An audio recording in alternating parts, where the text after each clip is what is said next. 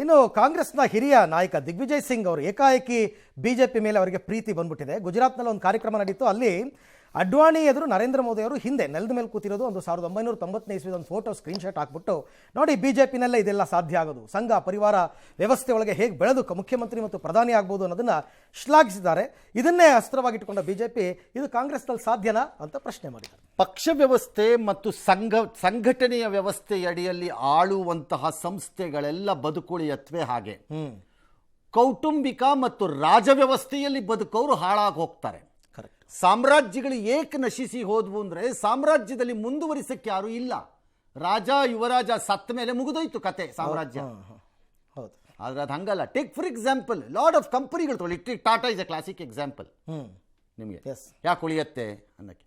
ಹಾಗೆ ಪಕ್ಷಗಳಲ್ಲಿ BJP ಥರ ಲೆಫ್ಟ್ ಪಾರ್ಟಿಗಳು, ಎಡಪಕ್ಷಗಳು, ಅವ್ರಿಗೆ ಎಷ್ಟು ಶಕ್ತಿ ಇದೆಯೋ ಇಲ್ವೋ ಬಿಡಿ, ಅದು ಬೇರೆ ವಿಚಾರ. ಉಪ್ಪಂದ್ರೂ ಒಂದು ಕೂದಲು ಅಳ್ಳಾಡಲ್ಲ ಅವ್ರದ್ದು, ಅದು ಬೇರೆ ವಿಚಾರ. ಅದು ಅಂದರೆ ಬೇರೆದು ಯಾವುದು ಅಷ್ಟು ಶಕ್ತಿ ಇಲ್ಲ ಅವ್ರಿಗೆ. ಬಟ್ ಸ್ಟಿಲ್ ಆಸ್ ಎ ಪಾರ್ಟಿನ ಹೇಳೋದು, ಆಸ್ ಎ ಪಾರ್ಟಿ ಒಂದೇ ಕುಟುಂಬ. ರಿಪಬ್ಲಿಕನ್ ಪಾರ್ಟಿ ಅಮೆರಿಕಾಲ್ ತಗೊಳ್ಳಿ. ಡೊನಾಲ್ಡ್ ಟ್ರಂಪ್ ಯಾವತ್ತು ರಿಪಬ್ಲಿಕನ್ ಪಾರ್ಟಿಗೆ ಬಾವುಟ ಕಟ್ಕೊಂಡು ಕೆಲಸ ಮಾಡ್ತಾ ಇದ್ದ ಪಾರ್ಟಿ? ಎಂಥದ್ದು ಇಲ್ಲ, ಬರಲಿಲ್ವ ಕೆಳಗೆ ಮೇಲೆ ತಗಾರಂತ. ಹಂಗೆ ಅಲ್ಲೆಲ್ಲ ಸಾಧ್ಯ ಇದೆ. ಕಾಂಗ್ರೆಸ್ ಅಂತ ಪಕ್ಷಕ್ಕೆ ಆಗಲ್ಲ, ಅದಾಗಲ್ಲ. ಈಗ ಬಾಂಗ್ಲಾದೇಶದಲ್ಲಿ ಅದು ಅವಾಮಿ ಪಕ್ಷನೋ ಅಥವಾ ಅಲ್ಲಿ ಯಾವುದೋ ಬೆನಜೀರ್ ಪಕ್ಷ PPPನೋ, ಇವ್ರಿಗೆಲ್ಲ ಆಗಲ್ಲ. ಅದೆಲ್ಲ ಸುಮ್ಮನೆ ಯಾಕೆ ಬೇಜಾರು ಮಾಡ್ಕತ್ತೀರಿ?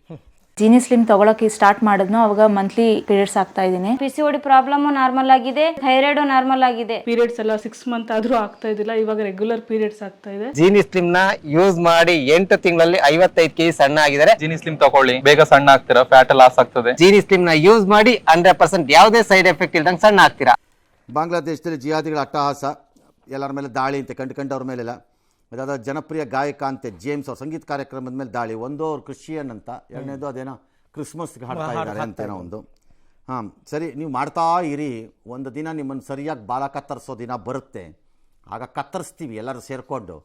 ಆಗ ಗೊತ್ತಾಗತ್ತೆ, ಭಿಕ್ಷುಕರ ಥರ ಸಾಯ್ತೀರಿ ನರಳಿ. ಬಾಂಗ್ಲಾದೇಶದವ್ರು ನೋಡ್ತಾ ಇರಿ, ಯಾರ್ದೋ ಮಾತು ಕೇಳ್ಕೊಂಡು ಹೆಂಗೆ ಸಾಯ್ತೀರಿ ಅಂತ ನೋಡಿ. ಈ ಸರಿ ಏನಾದರೂ ನರೇಂದ್ರ ಮೋದಿ ಅಲ್ಲಿ ಆಗಬಾರದ ಘಟನೆಗಳು ನಡೆದಾಗ ತಕ್ಷಣ ಭಾರತ ರಕ್ಷಣೆಗೆ ಅಂತ ಹೋದ್ರೆ ನರೇಂದ್ರ ಮೋದಿನ ಅವಾಗ ದೇಶ ವಿರೋಧಿ ಅಂತ ಕನ್ಸಿಡರ್ ಮಾಡಬೇಕು.